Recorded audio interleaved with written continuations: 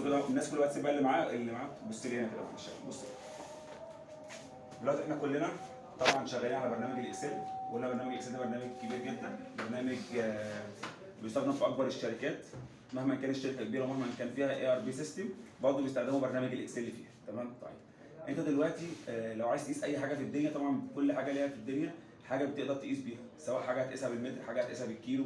تمام. طب انا دلوقتي عايز اقيس نفسي في الاكسل، اقيس نفسي ازاي؟ انا عامل مسطره بسيطه كده تبدا تقيس نفسك انت جايب كام في الاكسل. ده الجزء ده مغطي كل الاكسل. تمام. الاكسل اللي هنا يعتبر عباره عن 5 كاتيجوري او 5 مراحل في الاكسل.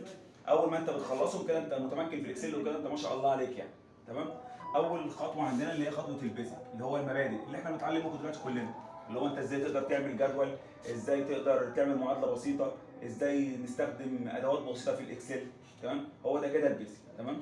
وعشان خاطر تخش من البيزك للادفانسد بتسال نفسك كذا سؤال، من ضمنهم السؤال اللي قلته لكم اللي هو بتاع رقم التليفون. هل كلنا كنا نعرف نكتب رقم التليفون في الاكسل؟ دي الحاجه الثانيه، هل نعرف نستخدم قاعده اف في الاكسل؟ اول ما تلاقي نفسك بتعرف تستخدم قاعده اف في الاكسل فانت كده مبروك عليك، بدات تنتقل لمرحله الايه؟ الاكسل المتقدم. والاكسل المتقدم طبعا فيه معادلات كتير، ضمن المعادلات اللي احنا اخدناهم سم اف دي متقدم، الكاونت اف دي متقدمه، وبعض المعادلات اللي احنا ان شاء الله باذن الله هناخدها برضه معادلات متقدمه. تمام. اول ما تلاقي نفسك كده انت كمان في البيزك وتمام في الادفانسد فتقدر تدي نفسك 2 من 5. طيب اللي بعد كده ايه؟ اللي بعد كده نركز مع بعض قوي بقى فيه، ودي حاجه اسمها في بي اي اكسل، فيجوال بيزك، اللي انت بتبدا تبرمج الاكسل. يعني ايه برمج الاكسل؟ شفت البرامج اللي انت بتشتغل عليها؟ تقدر تعمل برنامج زيه بالظبط في الاكسل، بيظهر لك زي يوزر فورم كده، تقدر تخلي اليوزر فورم دي عباره عن زراير وعباره عن تكست بوكس تبدا تكتب فيها وتدي الزرار امر يعمله لك وكده. انت ممكن تشغل الاكسل هو اللي يشتغل اوتوماتيك بضغطه زرار واحده هو يعمل لك اللي انت عايزه كله. ده عن طريق الفي بي اي في الاكسل. بننتقل بعد كده لحاجه اسمها كويريز. كويريز يعني استعلامات، ودي برضو جزء برضو في الاكسل وجزء كبير جدا جدا جدا. والجزء ده عباره عن تحليل بيانات ولكن بشكل مصغر شويه في الاكسل. ان انا ازاي اقدر اعمل تحليل بيانات في الاكسل، ازاي ان انا اقدر اضم اكتر من شيت مع بعض في الاكسل، ازاي ان انا اقدر اجيب من مصدر من بره وليكن مثلا موقع بقدر اجيب منه داتا ابدا استخدمها في شغلي في الاكسل. اللي بيعمل الكلام ده كله اللي هو الباور كويريز. واخيرا حاجه اسمها استخدام لغه البرمجه اللي هي البايثون في الاكسل. لغه البايثون دي من لغات البرمجه موجوده في الاكسل حاليا دلوقتي، تقدر تشتغل بيها، ودي بتشتغل في تحليل البيانات ولكن بشكل اعمق شويه. انت ازاي تشتغل في الاكسل باستخدام البايثون، ببدا احلل بيه بيانات ولكن بحلل بيه بيانات بشكل ايه؟ اكبر شويه عن الباور كويري.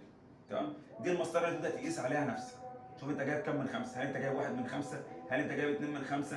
لان في ناس كتير سالتني، مش انتوا بس، المجاميع برضو اللي قبلكم سالوني هو انا كده دلوقتي كده انا جايب كام في الاكسل؟ انا مستواي عامل ازاي؟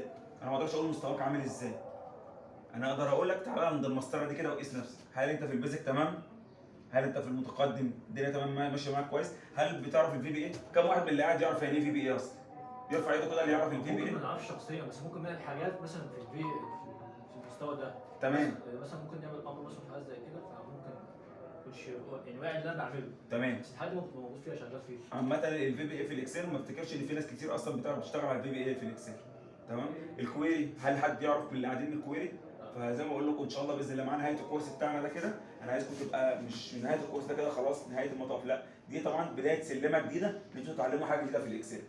اللي بعد ان شاء الله باذن الله ما نخلص الادفانسد، اكيد طبعا في حاجات في الادفانسد اكيد مش هنقولها او اكيد ممكن يكون مش وقتها عليكم دلوقتي، فانت اكيد لازم هتعمل سيرش وكده.